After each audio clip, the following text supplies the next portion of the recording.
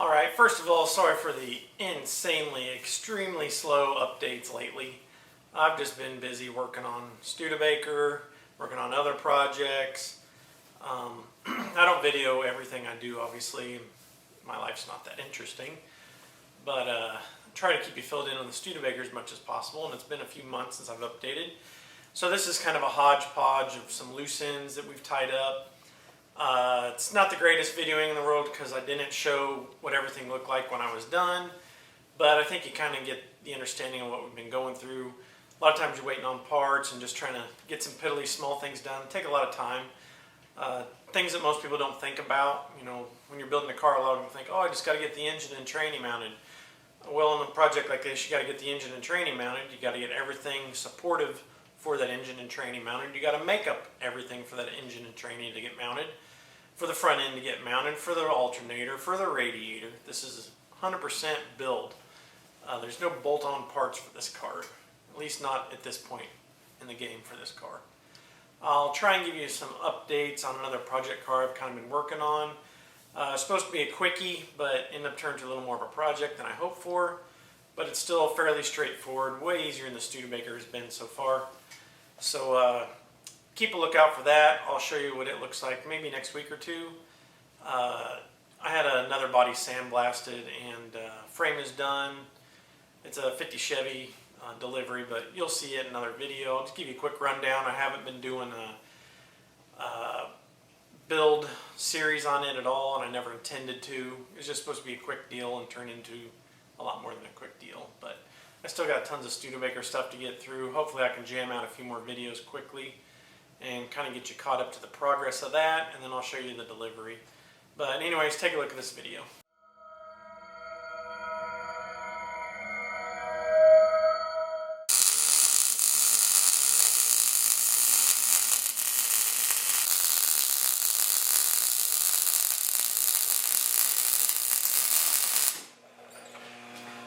Alright, we're working on our stops for the full tilt front end.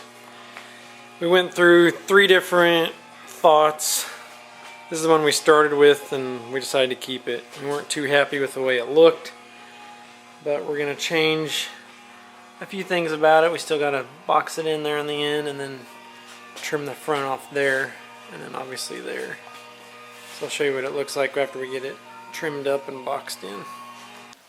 Alright, here's the final product for the stop on the front end. Come out looking way better than we thought it was originally going to. So we can live with that. It's kind of molded in looking now. It's not as noticeable. It sticks out like a sore thumb like it did originally. Let's see over there is the other side. So we're pretty happy with it now. So we spent a full day trying to figure out another method, and then we ended up going back to this. Alright, we got the front end back on. Got our stops on, got the front end resting on the stops. We went ahead and welded a sleeve in here to put a safety pin in so that when the front end's up it can't be blown back over on us or anything. So it's just a safety deal there. Pin pulls out real easily. We're working on the locator portion for the front end to keep it from sliding left to right while going down the road, which would cause the fenders to rub against the cowl area. So I made these up. Gonna glass them in, put a bunch of holes in it so the fiberglass will come through, and we'll glass under it and then we'll glass over it. I made these little cup looking bell things out of some steel that we had used on the floorboards, and then welded them together, and then we lined them up on the car, and then tack welded them, pulled them off, and then did final welding. And they go over here. Got these rubber bumpers on here. These are for the alignment. Drilled a hole in the cowl there. Got some adjustment. And these will sit about like that when the hood shuts down. That'll keep the hood from moving left to right there. And they go right in there where that black circle is. So that's what we're getting ready to do, is pull the hood back off and start glassing these in. Last night we were trial fitting a foam radiator that we kind of made up right there. Glued a couple 2-inch pieces of foam together. to make a simulation radiator, see what was going to work. It was hitting this tube right here real bad when the front end was down. It didn't allow for enough adjustment to clear any blower pulleys, so last night we cut the bar down and reshaped it, and we think we have it, so we're getting ready to cut this one next and reshape it and then see how the fake radiator fits it. I paid a friend to come over and that's really good at TIG welding and start welding my roll cage so we can get the body off of this thing. And he come out today and got pretty much what he could do with the body on. He could have done more, but there's no sense in doing it since the body's coming off anyways. He's a really good TIG welder. Show you some of these welds he's done down here. Come out real good. That's why I paid someone to do it. I just wasn't good enough to do it myself. I tried to practice, but there's just no comparison to what I would have been able to do to what he did. So next time the body comes off, we'll come out and finish up everything here, and then the body will go back on, and we'll have to do a couple more bars, and it'll be done. Now we're currently working on how we're going to latch down the hood, the front end I should say, towards the bottom of the fenders. This part here will get welded onto the front of the extension of the door sill, what goes up under the fender, and then these eye bolts here will be adjustable up and down if we need to adjust it later on. And then this heim joint is threaded in here so we can adjust the in and out measurement of the fender so it'll match up with the door. And the way we made those, we just welded a 5/16 nut to a big flat washer and then punched some holes in the back side, welded that washer back on. Then what we'll do is we'll perforate this with a bunch of different holes, and this will get glassed into the side of the fender, so the heim joint will just be sticking out, and that way we'll be able to adjust everything that way. In theory it should work. I guess we'll find out after we get them glassed in if it really does. Been a little while since an update because we've been ordering parts and doing piddly little things. Mocked up a fake radiator in there. It's kind of how it's going to sit, but it's just temporary right now. And now we're working on getting the hole figured out for the hood. So we got it all marked out on the template, and then we transferred it onto the hood, and then we spaced the template out a little bit, and this is going to be the foam that'll go underneath the fiberglass for a support structure around the opening so the hood won't be floppy. So this should fix that. And then this is our template we made. Cut it to the cowl and then marked center lines on it and then figured up where everything was going to sit, and that's roughly the opening for the blower. It's a little tight, it's an exact fit, so we'll have to make it a little bit bigger when we do the final part on the car. Alright, we just got through cutting out the hole in the hood. Let's see. It went pretty well. We got to round our edges and stuff on it still, but the hole's there. It feels plenty strong, so that's good. Now we're going to see if it actually fits. Alright, we got the hat set on it. Unfortunately, it's not clearing quite right. We're going to have to take a little more out of the sides here because as you flip the hood up it hits the scoop. And then we'll have to take some more out the back. It's way too tight there. When you flip it up it hits a scoop there too. So we'll start on that another day. But for now, pretty happy with it overall. We should be able to get it straightened out without too much problem.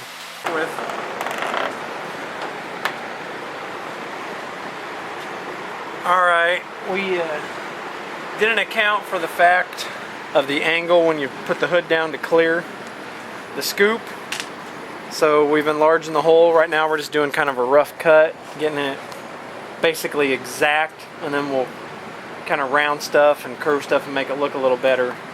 But right now we just got to get it to shut, and we're a mile away. Alright, we got our clearance here. Look over here, you can see how much this used to just be cut into right here, and then all this was full. So we've cut almost all of that, and then back. There's just absolutely no way to get it closer than that, unless the hood went up and then tilted, but we can't do that. So we got the hole cut out in the hood. Come out real good. We got a clearance at that much on the sides there for when it angles down, so it'll clear all the throttle linkage. And then we rounded all the edges and got her in. See how much we had to cut out back there for it to clear the back of the scoop as it angled down. So it looks real good now.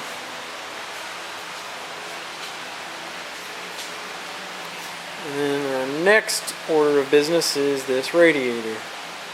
We got the right radiator in. Now we're going to make up a fan shroud and then fit the radiator into the car.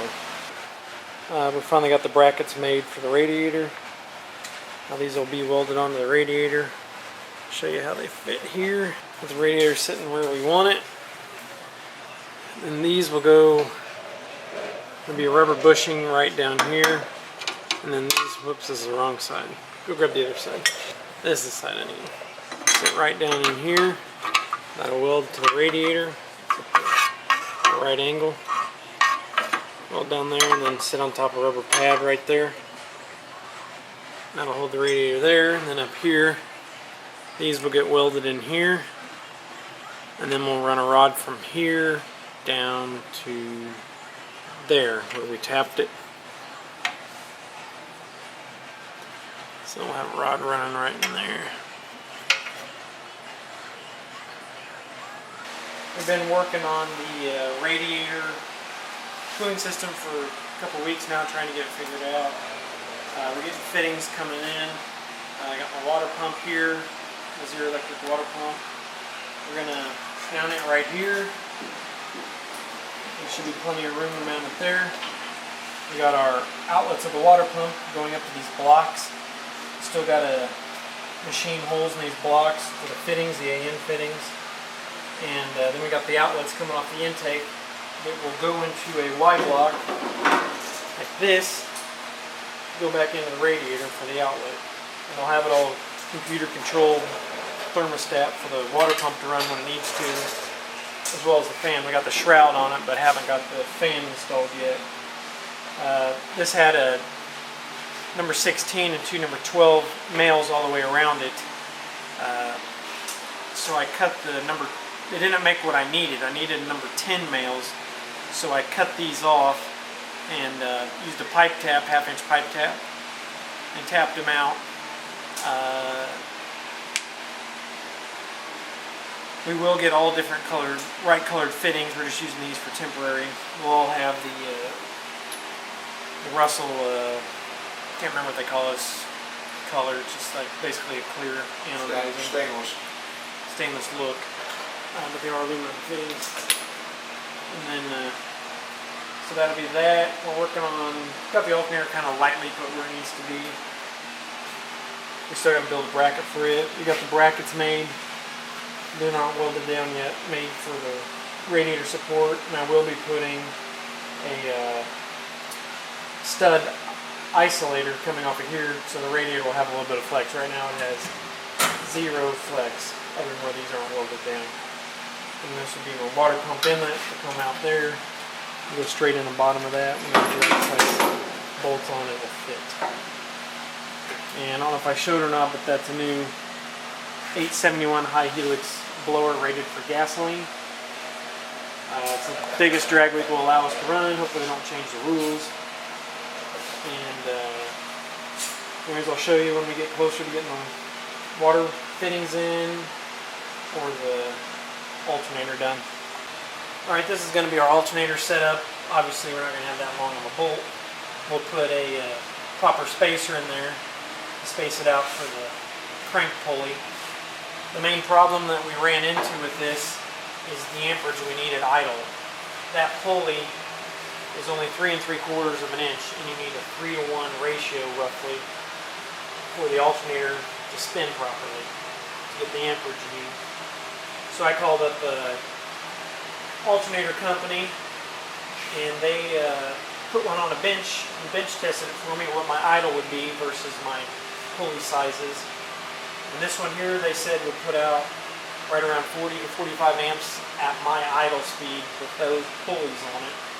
And then once I get the engine up to 2000 RPM, I'm going to be putting out 130 amps.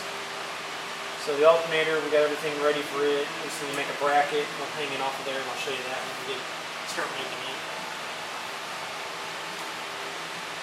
Oh, and this fitting here is going to be custom made. We didn't make one like we needed. We needed one to come out far enough to clear everything, and then put a 90 on it. So we got to weld that up, and then we'll be able to put a 90 on there and have our water fittings going where we need them.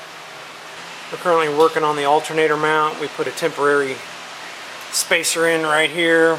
Got too long of a bolt, so we have a little spacer in there. We'll get that fixed when we get it finalized, because we're working on making the bracket that weld on the frame down there to hold the alternator in the proper position. And here's the bracket we ended up coming up with.